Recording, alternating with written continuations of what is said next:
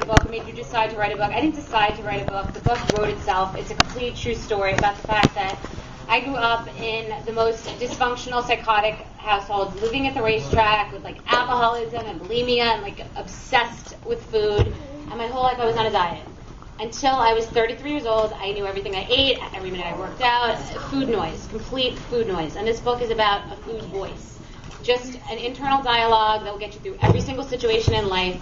I am 15 years older, definitely 15 to 20 pounds thinner. I don't work out hardly at all. It's really true. The book it will change your life if you have any kind of struggle with weight, if you're obsessed, any food noise. It really is great. And I'm so excited because it's just completely from the heart, and you'll appreciate it. It's got a little of my humor in it, and I'm so thankful for you guys to be here. I'm really thankful to Simon & Schuster, Zach, and Ellen. I have tortured you guys because I'm psychotic, and the book has sold so well. It's doing incredibly well because every guy I've ever gone on a date with, I've made 5-10 copies, and that's a lot of men. And I want to thank Lori and Jocelyn, who are my PR team, who I torture as well. Molly is my assistant, who's a hero. The housewives. Jenna, thank you for bringing a group of people. And am I forgetting anything? Anyone? Frankie and Veronica for doing my hair, makeup. And I know I got overdressed, but I was like, girl, you got to work it out because I need to pay my rent and sell lots of books. So does anyone have any questions? I think I'm doing a Q&A now. It's also major. Oh, thank you, Barnes&Nobel, and thank you. I did it at Barnes&Noble and Tribeca because everyone knows I'm a downtown girl living in an uptown world. So this is kind of the coolest area and where I want to live. So if anyone knows of a good apartment at a good deal in this economy. Oh, and by the way, it's $16. You don't even have to break a 20. Questions? Questions? Perfect, Jill. I'll be thin by tomorrow. One question. If you want to know if you can live on margaritas and be thin, yes, you can. Tequila is a vegetable. And that's all you need to know.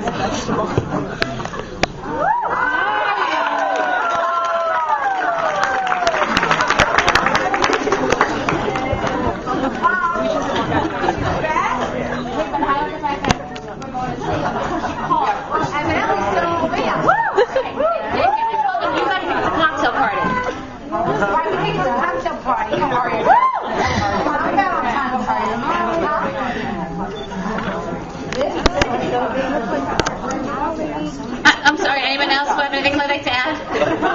Anyone else? Yes. I actually have a question. Okay, Brad. When you, and I've known you for a very long time, and I know that you have lived a very healthy life in regard to the way that you eat and you don't over-drink. What is your advice?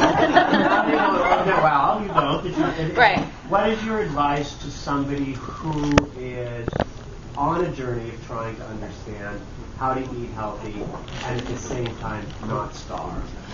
The question, because we're videotaping this, I have to repeat the questions, is how to tell somebody how to lose weight who's on a journey and doesn't realize that they can kind of have it all and not starve. And I really talk about you can have it all, just not at once.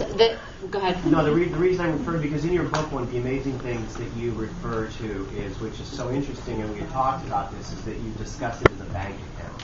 Yes. And that you look the way that what you put into your bank account and what you take out of your bank account. And I wanted you to kind of explain a little bit about how that works. Basically, I'm glad you asked that exact question, because the overriding rule in the entire book is that your diet is a bank account. And it's so funny that it has this happening in the economy right now. We're spending more than we have, and everyone's getting into trouble. And that's what happens with food.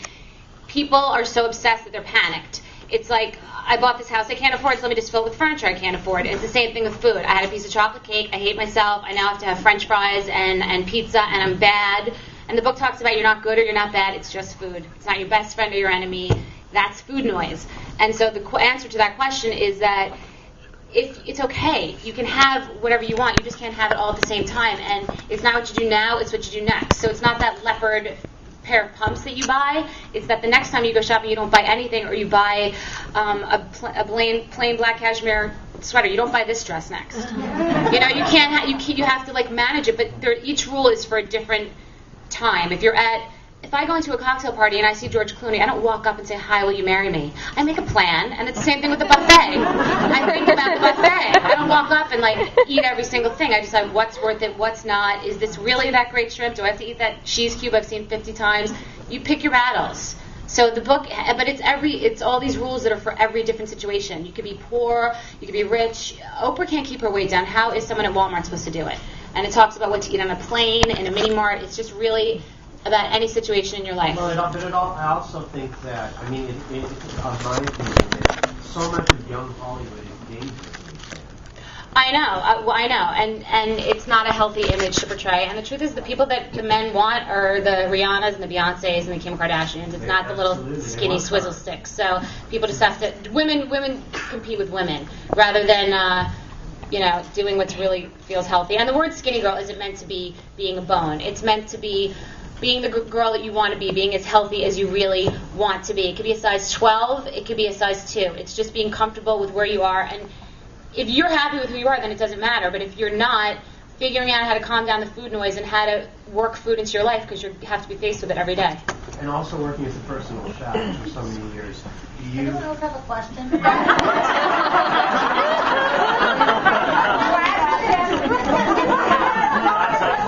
Well, let him have his last question. He was here early. He was here before your ass, so let him ask his question. All right, go ahead. But when I asked for a ride, I had to send someone. Perfect. It's an important question because of the fact that you are a personal chef and that you have gone into people's homes and you have profoundly changed the way that they look at food. Do you have a story of something that was so inspirational to you of how you changed someone's life? I mean, I don't like to say that I've changed someone's life. No one that I've cooked for has lost 150 pounds. He lost 20 pounds, 30 pounds. Dennis Leary was eating chicken. Well, Dennis Leary was eating chicken parmesan and cheeseburgers every single day, and I taught him how to like arugula and broccoli rabe just because I made it taste good. I mean, there's nothing. It's not. This book is so stupid. It's smart. It's not like any miraculous equation. If you don't want to eat grapefruit for breakfast, don't eat it. If you want to eat French toast for breakfast, eat it. Just have a salad for lunch. It's not all that complicated. You've been waiting. Yes. When you say food noise, what do you mean by that?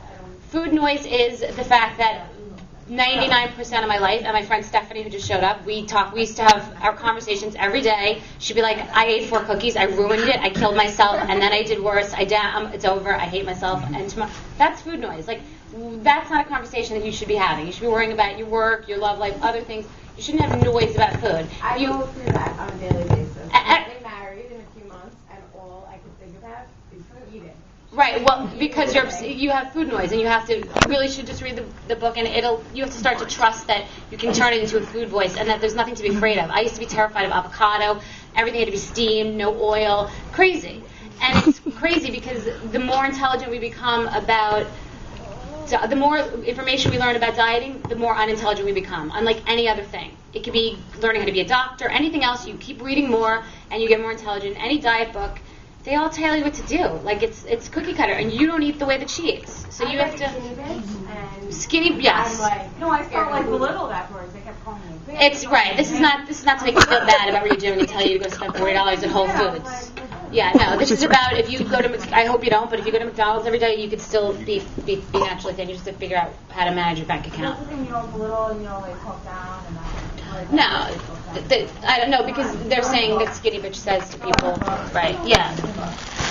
Thank you.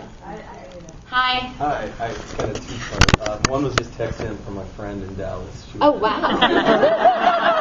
Wow, Dallas. You were kind of just talking about this, but she was talking about how if you don't have a whole lot of time to cook, like, do you have places where you go where you can pick stuff up that's healthy? Well, it's really funny because people always say to me, the question is about where to find healthy food, and people always ask me, like, do you love that health food restaurant or this vegan restaurant or this raw restaurant? That was my old life of going to spas, juice fasting, eating raw, like every new plan, being a vegan. It could be Applebee's, it could be Ruby Tuesdays. There's always something you could find. I did something with Brooke Hogan for People Magazine, what to eat in a mini mart and what she should eat, because she was in one of those like trailers, whatever, a tour bus, and she was at McDonald's every day. So I literally told her what to do at McDonald's. Everyone's not rich. They don't go to Whole Foods. I don't go to Whole Foods. It's too expensive. It's whole paycheck. I think Molly calls it whole paycheck. Right. If they want me to be a spokesperson, it's whole love. I love that. But anyway, I love you, Whole Foods. I know you're next door. But no, seriously, the truth is you can figure it out wherever you are. That's the thing. Is no panic. I used to be going on a date at 8 o'clock and eat something at 5 o'clock. I want to put a gun to my head. What am I going to do? What do I do? How do I pretend I'm allergic to something? How do I not drink? The panic. It's not like that. If I ate fried chicken at 7 o'clock and was going to dinner, I would still be like a calm human being now, and it wouldn't matter where. It's just, it all really is in here. I'm so excited.